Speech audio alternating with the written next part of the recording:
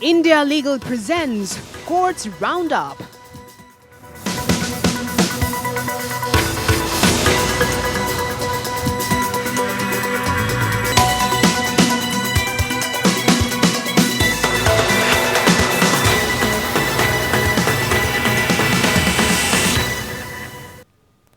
The Supreme Court has objected the way media reporting took place in Kerala journalist Siddique Kappan case. Chief Justice of India S.A. Bobde said that media reports claiming that Apex Court had denied relief to Kappan were unfair. The state of Uttar Pradesh has submitted before Supreme Court that journalist Siddique Kappan has no locus to approach the top court under an Article 32 petition, since he is not an illegal custody or confinement but is in judicial custody in pursuance of the valid judicial order passed by competent court. Kappan's detention has been challenged in the court. The Supreme Court has taken objection to the manner in which the case challenging the detention of Kerala journalist Siddique Kappan was reported by the media. Chief Justice of India S.A. Bobde said that the media reports claiming that the courts had denied relief to Kappan were unfair. Senior counsel Kapil Sibal, appearing for Kerala Union for Working Journalists, who are petitioners, said that he had nothing to do with it and that unfair reporting happens every day. Solicitor General Tushar Mehta, who appeared for the Uttar Pradesh government, concurred with the CGI. He said, yes, there was inaccurate reporting. Such reports need to be clarified.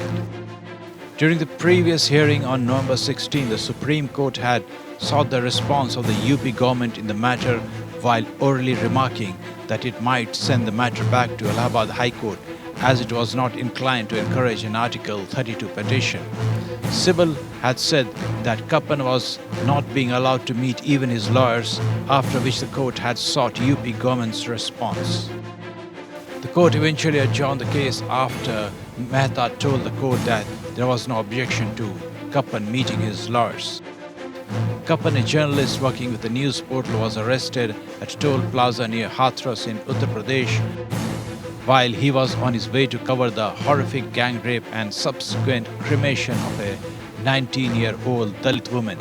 He has been charged with offences under the Unlawful Activities Prevention Act.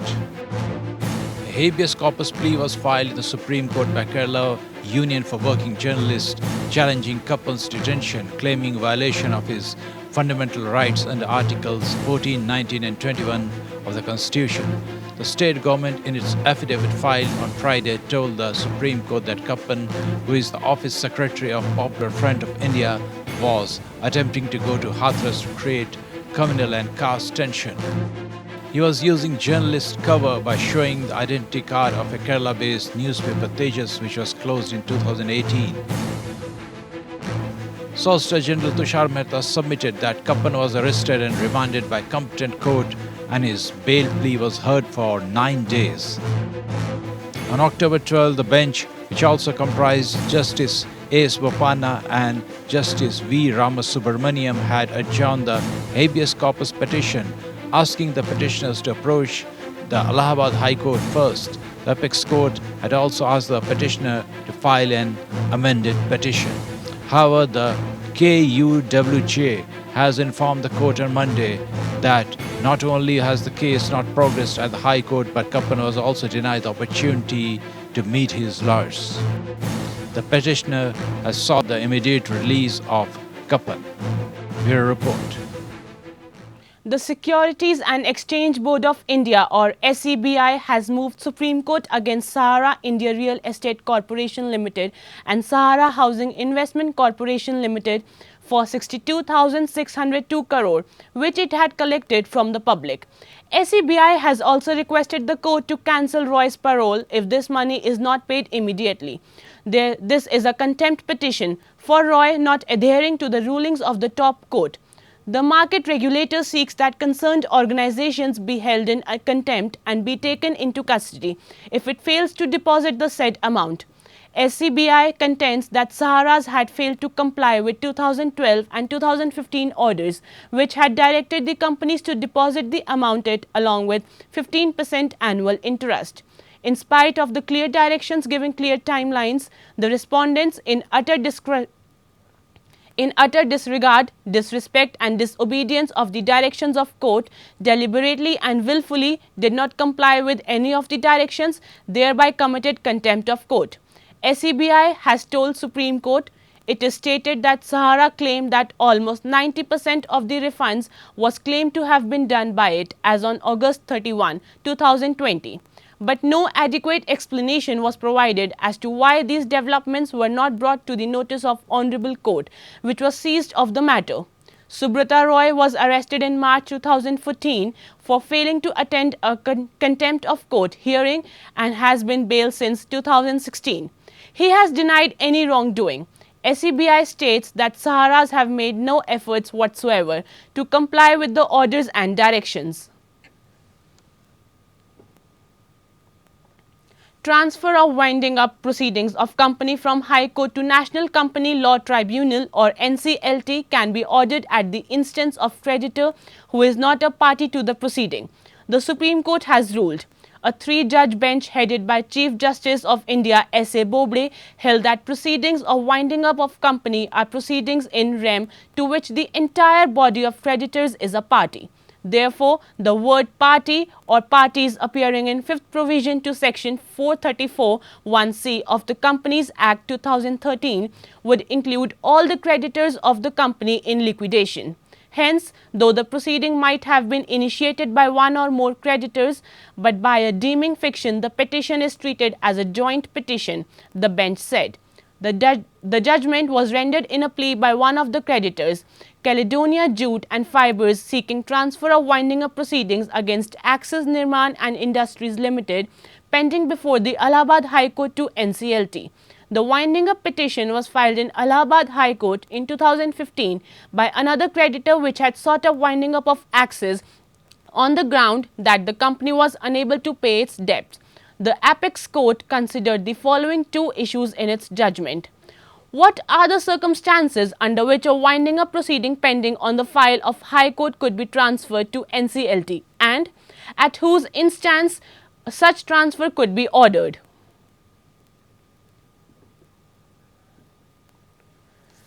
The Supreme Court has upheld the conviction of husband for murder of his wife after noting that he had not offered an explanation for death which took place within the privacy of the home.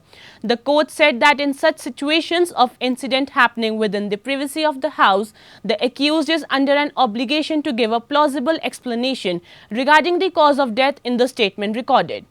A division bench of Justices Sanjay Kishan Kaul and Rishikesh Roy dismissed the appeal. The case related to death of one Sahodara Bai, who was found dead on cot in her matrimonial home in 1999. The trial court convicted the husband, father-in-law and the mother-in-law of Sahodara Bai for her murder. The case was wholly based on circumstantial evidence. The court ruled out other causes of death. There was no evidence of theft or housebreaking in the house. The suicide theory was also ruled out as there were scratch marks found on her neck. The High Court sustained the conviction of the husband but acquitted the mother-in-law. The father-in-law died during the pendency of the appeal. The High Court went on to state that since the incident had taken place inside the privacy of the house, the onus was on the persons residing in the house to give an explanation. In such situations, it was noted that it is difficult for the prosecution to lead any direct evidence to establish the guilt of the accused.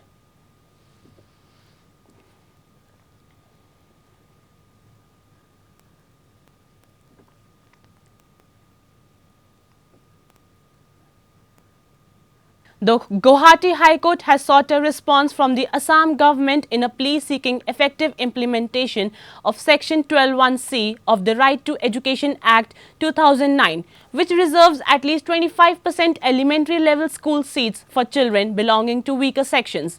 A division bench comprising of Acting Chief Justice N. Koteswar Singh and Justice Manish Chaudhary has asked the government to file an affidavit explaining the modality of implementation of RTE Act. Accordingly, the state government will inform this court as to how they are proceeding to implement the provision of this act effectively so that the constitutionally mandated provision for providing free education as translated in the aforesaid parliamentary enactment is properly implemented. The order states, The direction was made in a PIL filed by second-year law student Debarga Roy, seeking for an appropriate direction to state to ensure proper compliance with Section 12(1)(c) of the RTE Act. He had submitted that though the state has issued the notification for implementation of the provision of the Act, there is no effective implementation of the same. The Bombay High Court has been moved seeking to restrain the state of Maharashtra from proceeding the appointment of certain members to the state Legislative Council on grounds that the proposed appointment is motivated by political considerations rather than the parameters outlined under Article 171 of the Constitution. Article 171(5) allows the governor to nominate persons who have special knowledge or practical experience in matters such as literature, science, art, cooperative, movement and social service to the council. The plea says that the power to nominate the members of Legislative Council is time and again abused and misused in as much as almost all the members nominated by governor were active politicians belonging to the political party or parties in power. On June 6 this year, 12 posts in council fell vacant. Petitioner D.P. Awale had registered grievance over the non-consideration of his claim for nomination to post in his writ petition filed in May this year. In his writ petition, Awale seeks that state consider his candidature by applying the parameters provided under Article 171(5) of the Constitution. Awale has contended that the Matang community to which he belongs has not been appropriately represented among the members being appointed to the council. His plea emphasizes that not one person from the Matang community has ever been nominated to State Legislative Council. The Kerala High Court has dismissed the applications filed by prosecution and victim seeking to change the judge holding trial in sensational actor sexual assault case of 2017. A single bench of Justice V.G. Arun had reserved orders on November 13. The High Court has also stayed the trial proceedings held in case in Court of Additional Sessions Judge till the pronouncement of the orders. The High Court on Friday lifted the stay on trial and directed that the proceedings should resume from Monday, November 23. The details of reasoning for dismissal of the transfer petitions will be known after the release of copy of the order. Before the High Court, the prosecutor had submitted that trial judge remained a mute spectator when the victim was harassed and intimidated by the lawyers of accused during cross-examination. When the prosecution expresses lack of confidence with the judge, the proper course would have been write to High Court informing about the same. But the presiding judge chose not to do so. The prosecutor submitted senior advocate Sri Kumar had submitted that victim was forced to undergo an ordeal of cross-examination for about 9 to 10 days, during which irrelevant and unnecessary questions maligning her character were raised. The Karnataka High Court has cited the recent order passed by Supreme Court in Arnab Goswami's case to grant anticipatory bail to Rakesh Shetty, managing director and editor of Power TV in an alleged case of extortion. The extortion case was registered by the Bengaluru police against Shetty after his channel ran a series of reports raising corruption allegations against the family of Karnataka Chief Minister B.S. Yediyurappa while allowing his petition for anticipatory bail in the case. A single bench of Justice B.A. Patil cited the observations made by Supreme Court last week on personal liberty while ordering the release of Republic TV anchor Arnab Goswami. It is the duty of court to exercise its jurisdiction in proper way to protect the personal liberty of a citizen. If the courts do not interfere, we are troubling the path on destruction. This proposition of law has been laid down by Honorable Apex Court in its recent decision in case of Arnab Manoranjan Goswami versus the state of Maharashtra and others.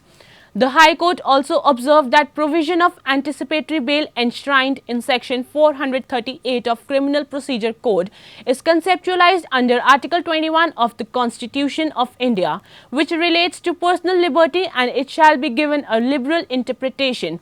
It may be recalled that while granting interim bail to Arnab Goswami, Justice D.Y. Chandrachud had orally expressed disappointment that high courts are not considering bail pleas properly. The Madras High Court has reiterated earlier concerns regarding the effect of online gambling in the state, orally observing that 30 persons have committed suicide thus far.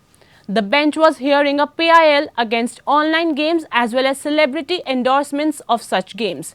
The petitioner has also sought action against Indian cricketer Virat Kohli, Board of Control for Cricket in India (BCCI), President Sourav Ganguly, and actors Prakash Raj, Tamanna Bhatia, Rana Daggubati and Sudeep for endorsing various online games. This apart, the Online Rummy Federation of India has also been made a party to the case, arguing for Sourav Ganguly, who has endorsed fantasy online sports game My 11 Circle. Senior advocate Mukul Rohatgi today contended that there is no online gambling involved in the game. Appearing for Online Rummy Federation of India, senior advocate P.S. Raman submitted that a distinction has to be drawn between online gambling and other forms of online games. There is a difference between online rummy and gambling, he told the court. Additional Advocate General Sricharan Rangarajan, who was earlier asked to assist in the matter, informed the bench that there is 2018 Supreme Court judgment that is relevant to the issue.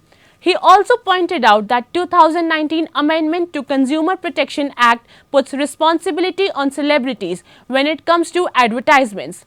Further, he also submitted materials on the advertising code.